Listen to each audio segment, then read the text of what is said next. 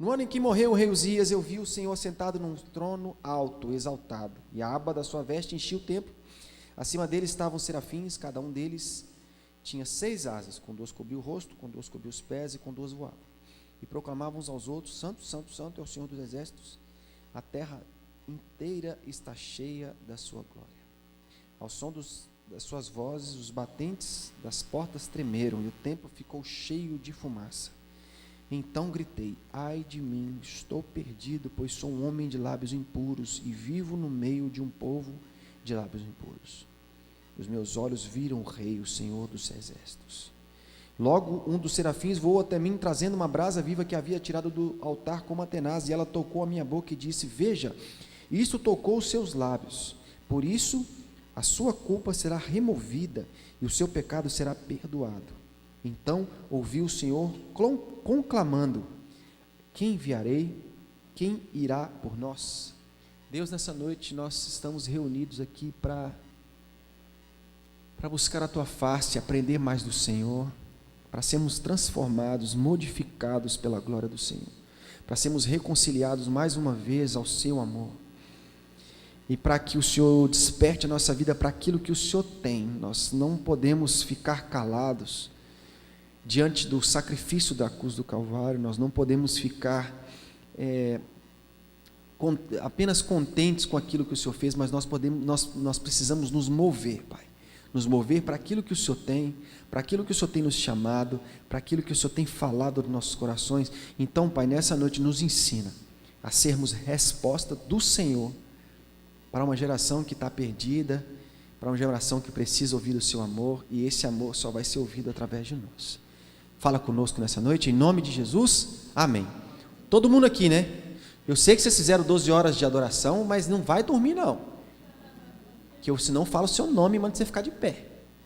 Estou brincando, não vou fazer isso não, mas eu tenho uma técnica fantástica. Se você está na igreja, o pastor está pregando, você está com sono, fique de pé, faça 10 polichinelos e senta, o sono vai embora na hora. Muito boa essa técnica minha.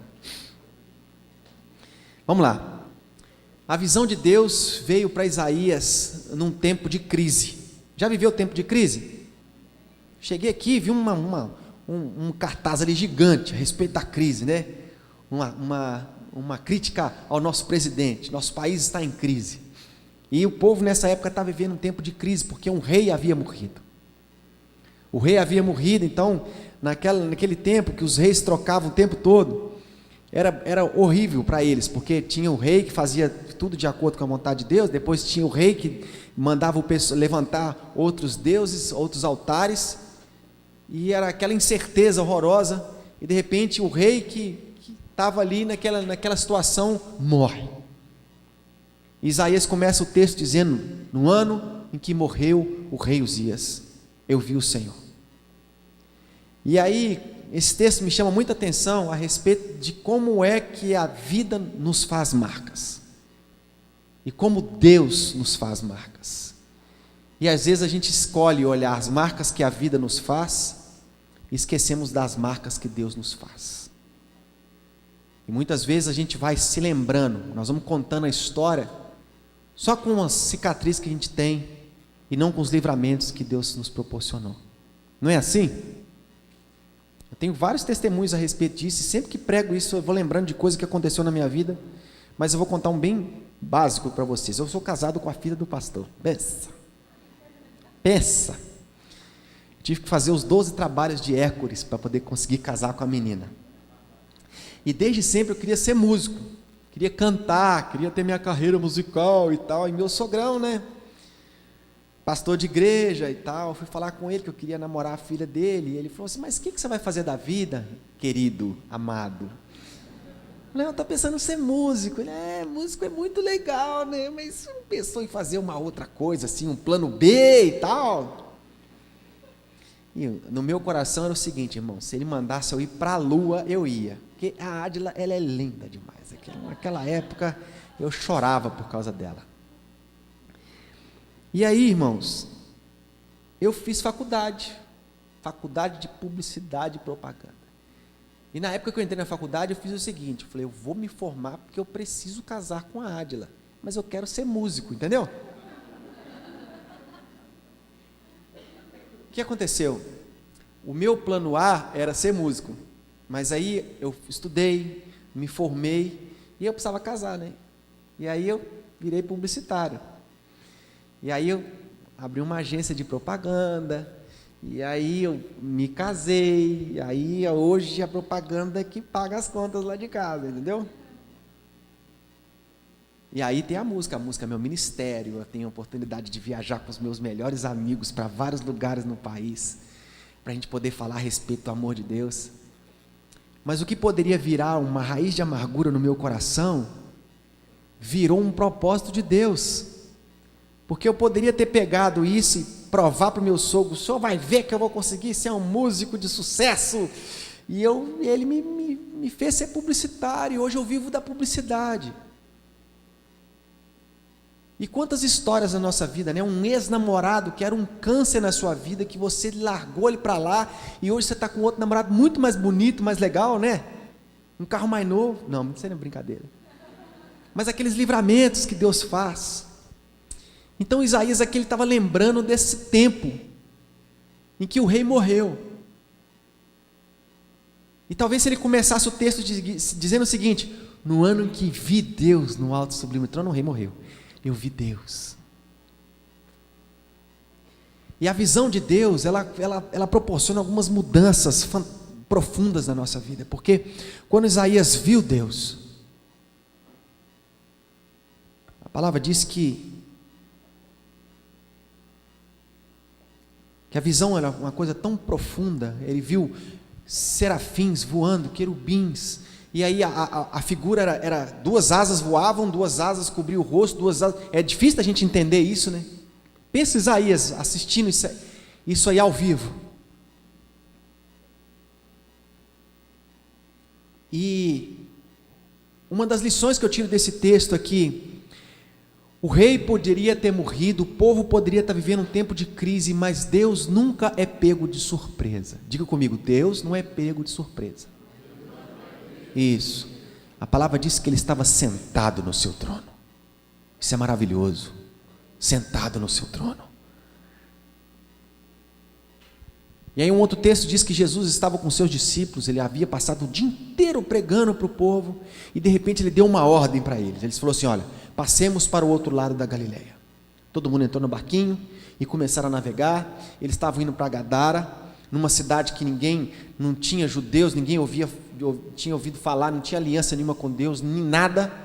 E de repente, no meio dessa navegação aí, começa a vir uma tempestade muito forte. Uma tempestade tão forte que eles estavam pensando que eles iam morrer. E eles foram acordar Jesus e começaram a sacudir Jesus: Jesus, nós vamos morrer.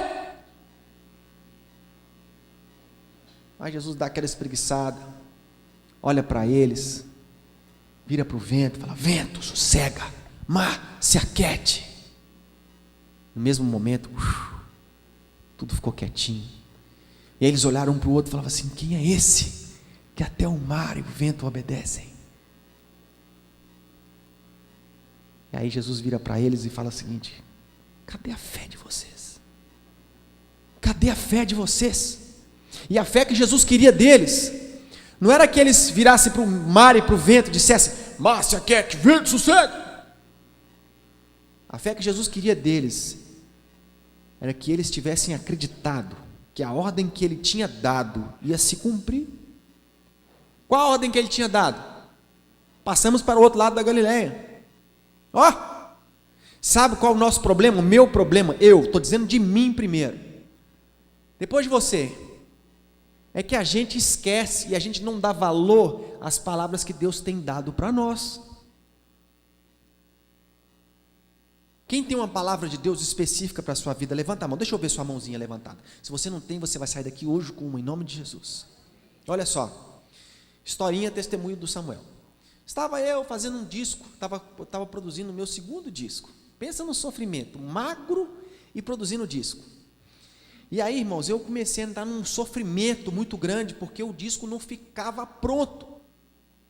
Eu ia toda semana no estúdio, toda semana o cara falou assim: olha, semana que vem vai ficar pronto o seu disco. Se não ficar pronto semana que vem, na semana que vem vai ficar pronto o seu disco.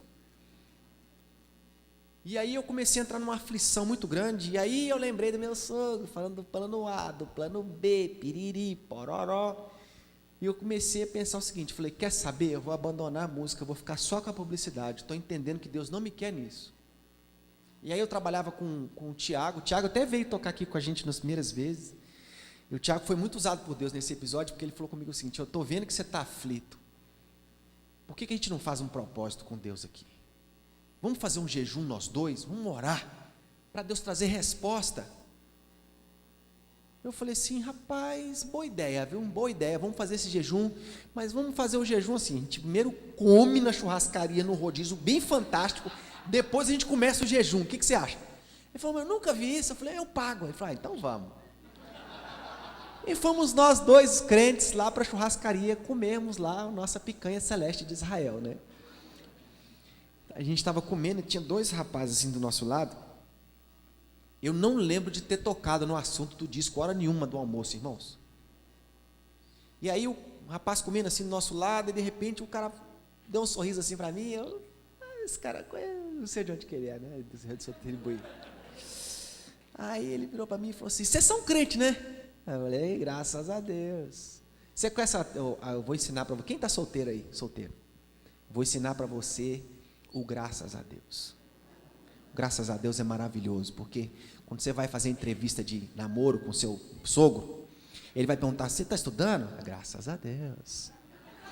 Quantos anos você tem? Eu tenho 22, graças a Deus. Isso mostra um caráter, entendeu? Revela assim um compromisso. Está trabalhando, querido? Não, graças a Deus. Para essa situação não funciona, tá bom? Está trabalhando? Estou buscando uma oportunidade, graças a Deus, entendeu? E aí estava na churrascaria, o cara falou, vocês são crentes, né? Nós somos, graças a Deus. Aí eu falei, estou vendo que vocês são crentes. Falei, beleza, continuei comendo. Aí ele olhou para mim assim e falou assim, eu tenho uma palavra de Deus para você. Irmãos, estava aqui a picanha, eu engoli seco, eu falei, pode entregar, vaso, o mistério. Ele falou assim, Deus está mandando dizer que Ele está nesse propósito de vocês dois, e Deus está me mostrando você na capa de um CD, naquela época tinha CD, hoje não, só tem um pouquinho, e está mandando dizer para você, que Ele está nesse propósito de você, e que você vai cumprir, como é que era? Que você vai viajar a muitos lugares para compartilhar a respeito daquilo que Ele tem feito na sua vida. Toda vez que eu venho para cá, para Cristo Resposta, que eu pego o microfone, que eu pego meu violão, que eu canto soberano, que eu prego alguma coisa, essa palavra se cumpre na minha vida, irmãos. Eu tenho uma palavra de Deus para a minha vida, e eu levo ela a sério, e ela se cumpre, e ela continua se cumprindo, e outras palavras vêm, e elas continuam se cumprindo. Jesus havia dado uma palavra para aqueles discípulos que caminhavam com Ele, e eles esqueceram. Qual o valor da palavra de Deus para você? Quantas pessoas estão dentro da igreja, possuem uma palavra de Deus específica para a sua vida, e não se movem, não fazem nada, se acovardam durante tempos e tempos. Eu preciso me formar primeiro. Eu preciso fazer 18 anos primeiro. Eu preciso tirar a carteira primeiro. Eu preciso casar primeiro. Depois que meus filhos estiverem grandes. Depois que meus filhos formarem. Depois que eles me derem neto. Depois que meus netos... Acabou. O tempo passou. E você perdeu a oportunidade de cumprir algo que Deus tinha para você. Pensa numa frustração. Passividade e comodismo são palavras de quem só se importa consigo mesmo. Passam uma vida inteira sabendo o que tem que fazer e não fazem. Por outro lado, a atitude e iniciativa são palavras que são verdadeiras e presentes, latentes na vida de quem tem uma palavra de Deus e querem ser resposta para uma geração que morre. Não é nem uma geração que clama, não. É uma geração que morre.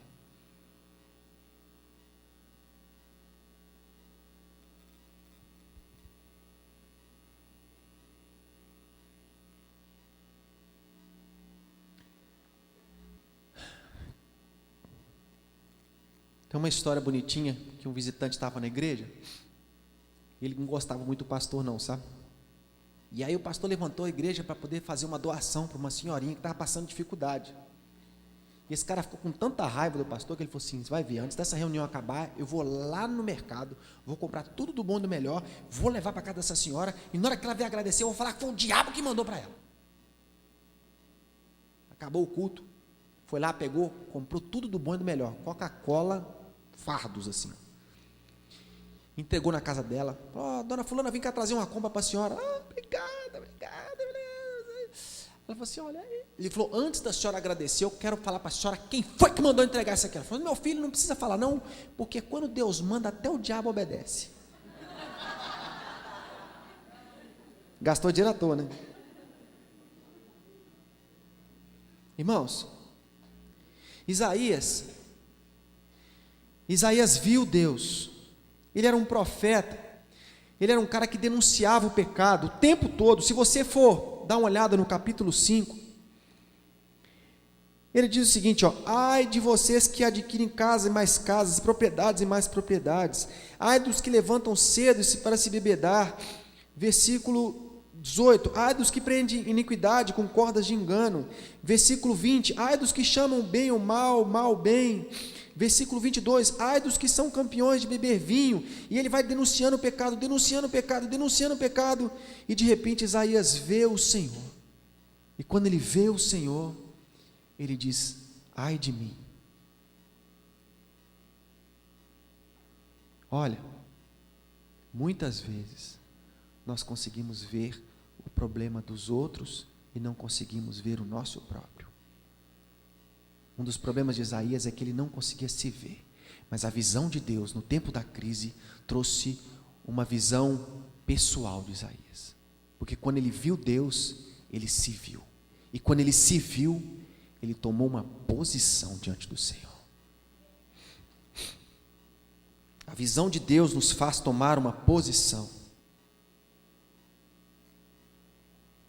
e a visão de Deus nos traz purificação. Pois quando confessamos o nosso pecado, Deus vem ao nosso favor. O anjo do Senhor vem ao nosso encontro. A palavra diz que ele tirou uma brasa viva do altar com uma tenaz, tocou os lábios de Isaías. Que lindo isso! Assim que Isaías confessou o seu pecado, o anjo purificou os seus lábios com uma brasa viva. Eu quero ir para o final aqui, dizendo o seguinte, que a visão de Deus, ela nos faz tomar uma posição, se posicionar na presença do Senhor, se posicionar para aquilo que Deus tem, para aquilo que Ele nos desperta. E há uma pergunta que ecoa desde esse chamado de Isaías: a quem enviarei? A quem enviarei? E vou terminar com essa história. A Adila estava grávida da Mel, minha filha mais nova. E quem mora em prédio aí? Prédio. Morar em prédio é uma coisa muito peculiar, né? Porque você tem que dividir várias coisas com muitas pessoas. E nessa época a gente tinha uma célula na nossa casa, e eu acordei incomodado. Incomodado é o seguinte, falei: poxa, eu moro aqui há tantos anos, nunca convidei ninguém do prédio para ir na minha célula.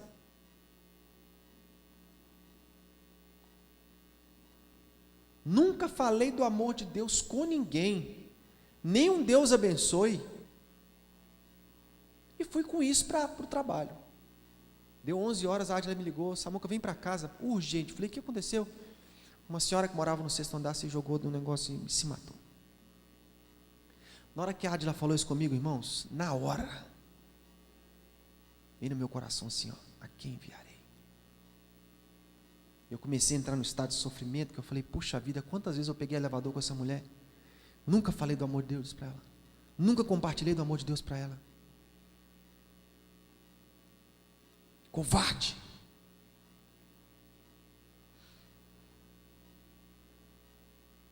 Muitas vezes nós temos palavras de Deus para a nossa vida, nós somos chamados, somos queimados, Deus nos marca, Deus nos levanta, Deus enche o nosso coração com palavras, com ousadia, com tudo, com chamado, com tudo, e a gente não faz nada, a gente guarda isso. Nesse dia Deus me marcou de uma forma profunda, porque eu comecei a levar mais a sério a respeito da palavra que Ele tem para mim. Não vou dizer para você que a partir daquele dia eu comecei a ganhar pessoas, multidões para o Senhor Jesus, mas eu me posicionei, irmãos, porque, olha, eu vou dizer para você, todo dia pessoas do nosso lado têm se entregado ao pecado e à morte, e a resposta para essas pessoas somos nós. A quem enviarei? A quem enviarei? A quem enviarei? Quem vai falar de Jesus para o seu pai? Quem vai falar de Jesus para o seu irmão, que dorme na cama do lado de você, e não está aqui hoje porque saiu para fazer qualquer outra coisa? Quem vai falar de Jesus para sua mãe? Quem vai falar de Jesus para o seu chefe? Quem vai falar de Jesus para o seu colega de trabalho? Quem vai falar de Jesus para a sua paquera? Aquela pessoa que você está conversando aí. Quem vai falar de Jesus? Quem?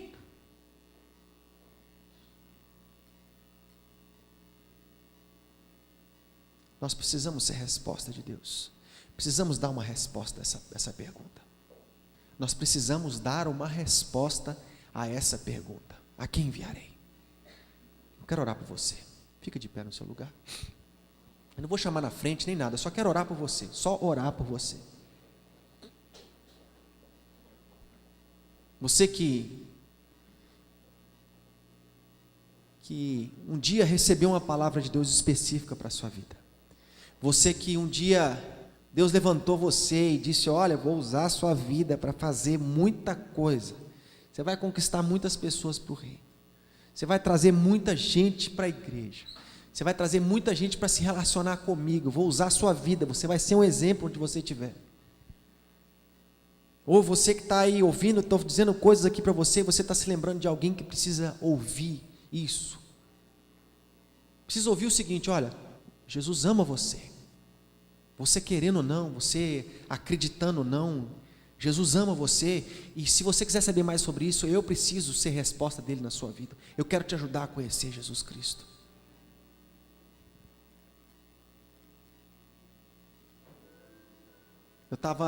Eu vendi meu carro, estou andando só de Uber agora, só de Uber. Está indo bem. É bom, porque todo dia eu conheço um motorista, 2 motoristas de Uber novo. Eu tinha um problema, irmãos, que era minha mãe acha bom, mas eu acho um problema. Eu não tinha amigo não crente. Meus amigos tudo na igreja.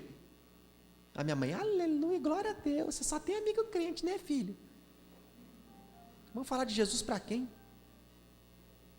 Agora no Uber eu estou tendo essa oportunidade. Peguei o Uber outro dia com um cara, estava com violão, a mala, com as coisas de CD, de camiseta e boné. Você está indo para onde? Falei: cara, estou indo para um acampamento de jovens lá em Minas Gerais. Pô, acampamento? É. Rapaz, cresci na igreja, viu? Casei na igreja, me separei e tal. Hoje eu não estou na igreja mais não. Falei do amor de Deus para esse cara. Falei de como a família é importante, que Deus tinha história para ele e para a esposa em restaurar o lar dele. Que ele tinha que voltar para a casa dele, que a esposa dele estava esperando ele. Falei de Deus para ele. Antes de descer, eu falei: eu preciso orar com você. Posso orar com você? Pode. Orei com ele, ministrei sobre o amor de Deus, sobre a vida dele. Ô, cara, obrigado. Falei: toma a posição, cara. Aquele dia, eu dei uma resposta para a pergunta de Deus: a quem enviarei?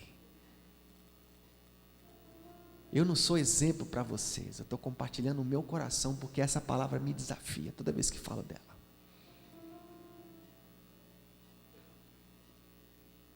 Meu pastor diz o seguinte: ou você é um missionário, ou você é um campo missionário. Tem um outro que diz o seguinte: ou você é um missionário, ou você é um impostor. Quero perguntar para você nessa noite: quantos aqui querem ser resposta, querem dar uma resposta a esse chamado de Deus? Levanta a sua mão comigo. Fica com a sua mão levantada. Deus, nessa noite, Pai, a gente reuniu aqui, Pai, para cantar o seu amor, para declarar ao Senhor o tanto que nós te amamos, para confessar, Jesus, que nós não somos nada sem o Senhor, para ver na cruz mais uma vez o sacrifício do Senhor por nos amar, para render mais uma vez a nossa vida, o nosso coração diante do teu altar, Jesus. Nós te amamos. E nós pedimos perdão porque muitas vezes nós deixamos de falar do seu amor, porque a gente é visitado por medo, por vergonha, e a gente vai se afastando da sua vontade por causa dessas coisas. Nos perdoa, Jesus. Nos ajuda, Senhor, a ver como o Senhor vê as coisas, para que nós possamos ser a tua boca, para que nós possamos compartilhar aquilo que o Senhor tem para esse mundo que perece e carece da tua glória. Usa as nossas vidas, Senhor Jesus. Usa as nossas vidas, Pai. Reacende, Pai, o chamado do Senhor na vida dos meus irmãos. Refala, Jesus, mais uma vez sobre os seus ouvidos, Pai. Reafirma mais uma vez aquilo que o Senhor tem para eles, para que eles se levantem, Pai, assim como eu preciso me levantar, para ser resposta do Senhor para uma geração que clama e morre. Eis-me aqui, Jesus, envia-me a mim. Eis-me aqui, Senhor, envia-me a mim. Eis-me aqui, Senhor, envia-me a mim. Em nome de Jesus, amém. Olha para mim. Não deixa passar o tempo, não. Faz diferença hoje. Está sendo desafiado aí a ser resposta? Pega seu WhatsApp aí, manda agora para o seu amigo. Rapaz, olha, fui desafiado agora a dizer que Jesus ama você. Se você quiser saber mais a respeito disso, vamos conversar nessa semana. Eu pago um café. Faz isso no seu Facebook, faz isso na sua casa. Seja você a resposta. Amém? É nós. Deus abençoe vocês. Amém.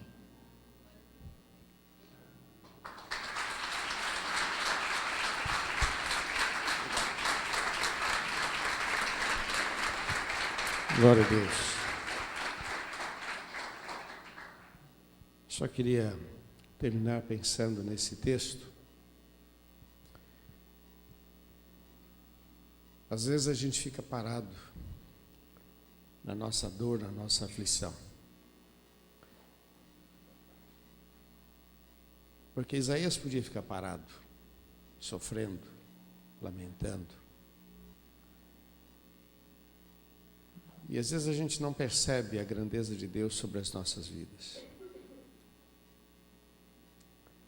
Todo dia Deus faz milagres, todo dia Deus abre portas, todo dia Deus te protege, todo dia Deus responde a sua oração, todo dia os céus manifestam a glória de Deus e o firmamento anuncia as obras das suas mãos. Todos os dias Deus tem algo especial para a sua vida.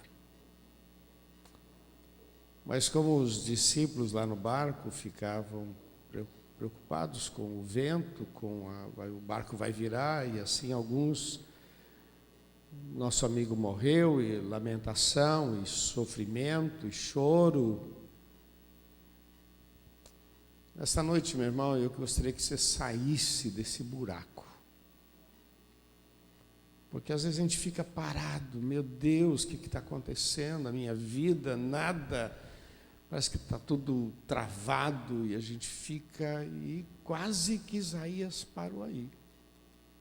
Porque ele foi no templo, porque ele estava muito triste. Aqui está o segredo. Aonde ele foi? No templo. No templo. No templo. É no meio da igreja. É no meio do povo. Quem se isola busca o seu próprio interesse, diz a palavra. Você veio, você fez bem de vir. É no templo.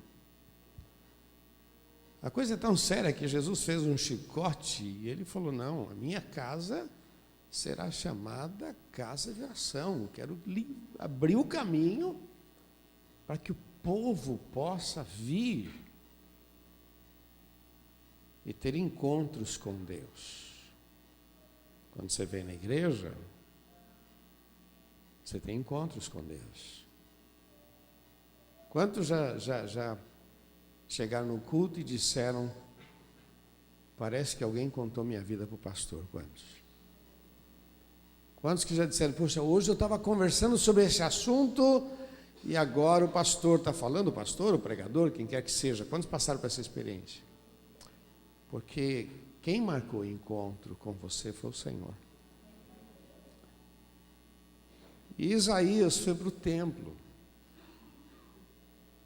E o coração dele estava aberto. Ele estava focado no problema, mas de repente ele viu a glória de Deus.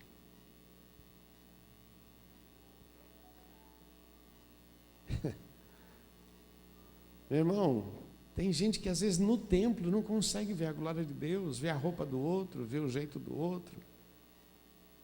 Tem gente que se irrita com o outro. Não, esse cara é chato. Esse cara sentou do meu lado só para me chatear. Não vou com a cara desse camarada, não vou com a cara, com o corpo, não vou com nada dele. Mas não é para você ver isso. É para você ver a Deus. Você está vendo um tambor aqui? Está bonito? Então, mas não é para ver o tambor, é para ver a Deus. Porque às vezes a gente fica parado no tambor. Fica tá parado na roupa, fica parado. Não. Acorda. Ei.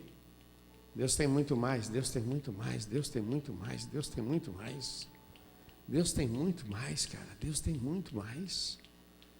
Aonde Deus vai levar você, aonde Deus vai usar você, Deus tem muito mais. E o que é isso aqui? Isso aqui é um quartel-general, onde a gente recebe a instrução para viver o cristianismo lá fora. É lá que a gente vai viver, é lá que é o campo de batalha. A gente vai, na força do Senhor, compartilhando a nossa fé. Você foi abençoado hoje? Eu sei que todos nós temos problemas, mas muito mais do que problemas, nós temos a promessa de Deus sobre as nossas vidas. Nós temos a promessa, a glória de Deus. E quando Deus passa a ser de fato prioridade, porque Isaías disse: Senhor, eis-me aqui, mas eu sou um camarada todo estragado. Deus disse: não tem problema, isso eu conserto. Isso eu conserto. Pedro disse: Jesus, fica longe de mim, eu não presto, sou um pecador. Mas isso não é problema não. Vem comigo, eu vou fazer de você um pescador de homens. Porque às vezes a gente se sente assim: quem sou eu? Não, a questão não é quem você é. A questão é quem está sobre a sua vida. Ah, não tenho dinheiro, não tenho isso, não tenho pedigree, não tenho. Não importa não, meu irmão, não importa. O importante é que o Senhor seja o seu pastor. E Ele vai fazer grandes coisas na sua vida. Nós estamos iniciando essa semana, começamos com as 12 horas de louvor, simplesmente para estarmos louvando e adorando o nosso Deus. Foi uma grande bênção. Passamos aqui uma noite abençoada, não foi? E olha, não dormiram no culto, graças a Deus, né? Olha que bênção, né? Dormiram já tarde, né? Alguém me disse, nada que 5 horas de sono não resolva, né? Já dormiram, já? Mas graças a Deus, e meu irmão, Deus tem algo especial para você. A cruz não foi suficiente para você? A cruz não foi suficiente? Você precisa de mais? Ah, meu irmão, abre o teu coração e prepare-se. Amém, queridos? Que Deus abençoe muito a sua vida. Diz para quem está ao seu lado que a bênção de Deus esteja sobre você. Bate no ombro da frente, que a bênção de Deus esteja sobre a sua vida. Fala para Deus, tem algo especial para você em nome de Jesus. Amém?